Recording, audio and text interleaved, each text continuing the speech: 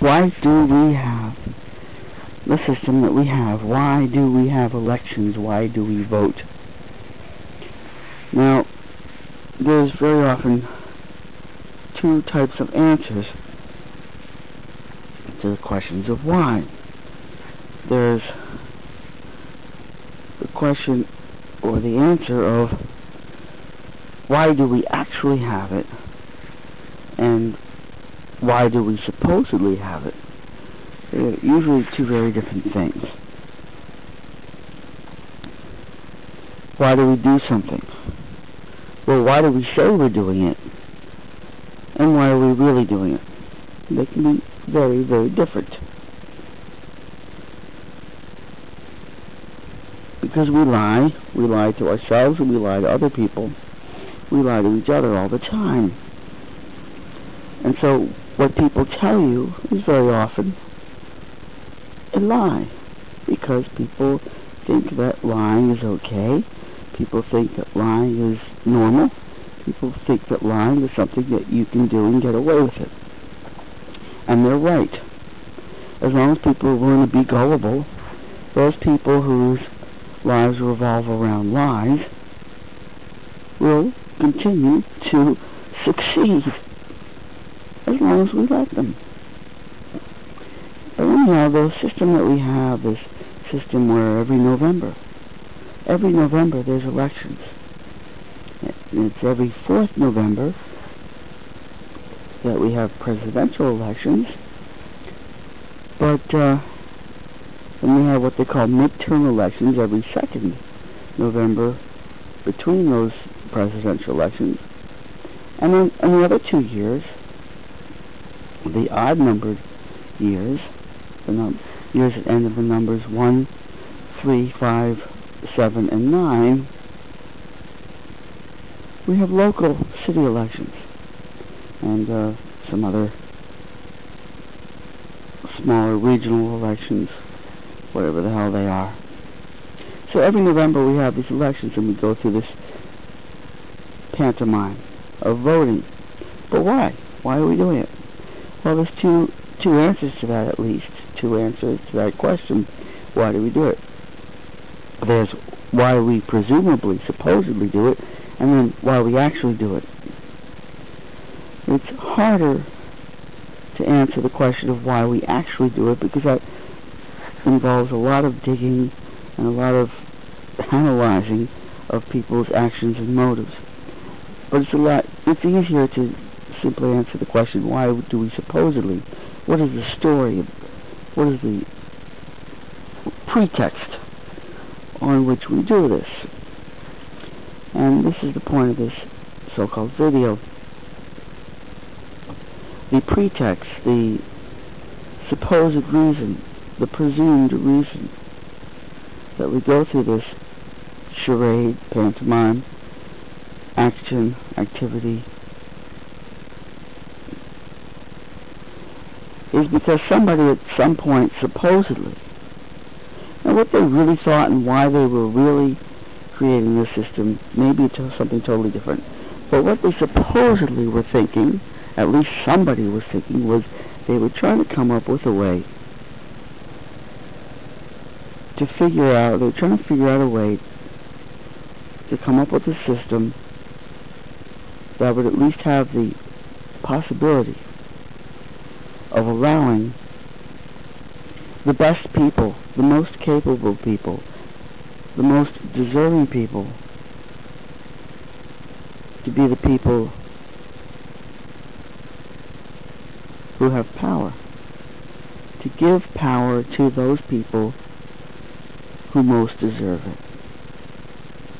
That's the idea that we're supposed to think is behind the whole system of elections. And what we have to recognize, the whole notion of elections and voting and so-called democracy, is the notion that we are the ones who have power. Power comes from the people. Power comes from the voters.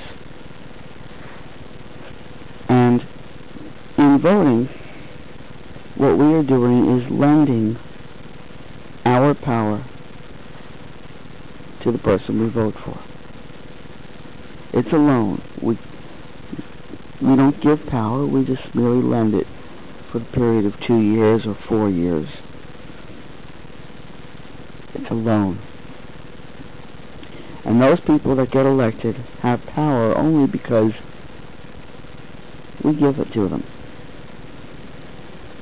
And that's really important, really necessary for people to realize that that's what it's supposed to be all about.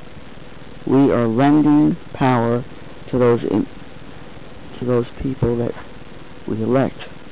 We don't have any obligation to elect them. We don't have any obligation to vote for any of these candidates. We are not obligated to them. They are obligated to us when we vote for them. When we elect a candidate to be the whole political office, they're obligated to us and not the other way around. And these politicians, most of them have this attitude that we are somehow obligated to vote for them. Re-elect me, re-elect us, re-elect so-and-so. Don't tell me what to do, fucker. Don't fucking try to tell me who to vote for. I'll vote for who I think is most fit and most deserving. Don't tell me vote for so-and-so. Don't tell me re-elect so-and-so. I'll re-elect him if he deserves being re-elected, and not in any other situation. Only if he deserves to be elected, then I'll re-elect him. And that's the thing with these politicians. They have this attitude of entitlement. They think that somehow you owe it to them to give them power. And you have to recognize that that's not how it's supposed to be. That's not what it's supposed to be about.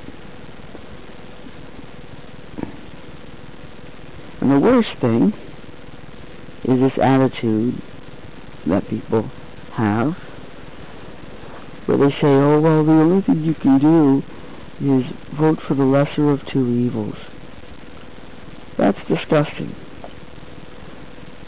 That's disgusting, because if all the candidates on the ballot are evil, if there isn't a single candidate running for any office, any particular office, if there's any office up for election that doesn't have even one candidate who isn't evil, then it's our fucking obligation, not just responsibility, it's our duty, it's our obligation to put somebody on the ballot who isn't evil. That's the primary obligation that we have as citizens. First and foremost, if we do nothing else in our miserable little lives, we have an obligation to make sure that there is at least one candidate for each office who is not evil. And then to vote for that candidate. As long as we tolerate evil candidates to run unopposed by anybody who isn't also evil, then we fucking suck, and we deserve to be put out of our misery.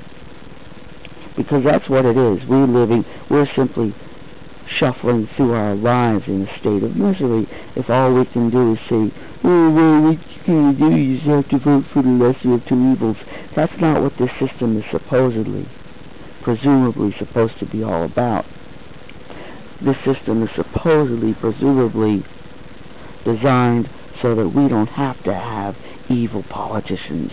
And if all you have is evil candidates, and if the best that you think you can do is to vote for the lesser of two evils, then guess what? You're guaranteed to have evil politicians. So pat yourself on the back. Congratulations, you have the lesser of two evil politicians. You've still got a fucking evil politician. And that's not what this system is supposedly, presumably, allegedly supposed to be designed to set up. That's not what our so-called freedom and democracy is supposed to be designed to have happen, and to have us tolerate, and to have us accept. We have a system where citizens can nominate whoever they want, and unless that fucking person that they nominate is a big pussy and says, oh no, I can't possibly run for office, oh, it would be just, I just couldn't fit, no, I have other things that could take priority. Now, occasionally there are a few excuses for a person denying a nomination, but not many valid excuses for that sort of shit. And all these fucking people that go around, look at me, I'm so smart, I'm such a brainiac, look at me writing all these history books and sociology books. But then when you say, well, why don't you fucking run for office so that we have somebody that's intelligent and not an evil, greedy bastard sitting in office to say, oh, no, I couldn't do it, no, that's not for me, that's for somebody else. Well, who the hell do you think the somebody else is that are going to step up and say, oh, this is for me, are going to be? They're going to be the greedy, grasping, ambitious, power-hungry, lying bastards. And the whole point of this whole fucking experiment, and that's what it was, in the 1770s and 1780s, it was a social experiment to see if we could have self-governance that would be an improvement over the monarchy. And it was based on the notion that people had a certain basic type of decency and basic type of intelligence that could overcome if we broke out of the shackles of inherited power of the monarchy, and if we took power into our own hands and placed it into the most capable hands, the most intelligent, wisest hands, that we might have a pretty decent society. But instead, people slack off and say, oh no, leave it to somebody else must be the expert. Somebody else must know what they're doing, so we'll just let them run things. Well, that's when you're screwed. That's when you might as well just give it up and go back to having a fucking monarchy, because that's in fact what we exactly have. We have these people that think that they have a fucking entitled, inherited form of power that's passed down from father to son. Is it some kind of a fucking coincidence that George Bush Jr. gets put on the ballot as the Republican candidate? It just so happens that he was such a brilliant mind that America couldn't refuse electing him to be the President of the United States, and he must have inherited this kind of brilliant intelligence from his father. Bullshit. It's all about power, and it's all about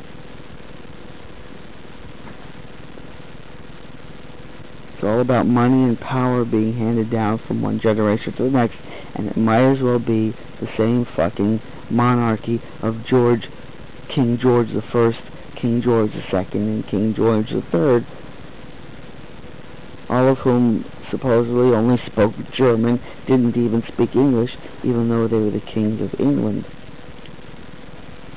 As far as I'm concerned, George Bush I, George Bush II, might as well be speaking German, because their mentality is right out of Nazi Germany. And they did believe that they were the kings of America, and they still do. They think that they're retired kings is what they think they are. They still think they're fucking kings of America.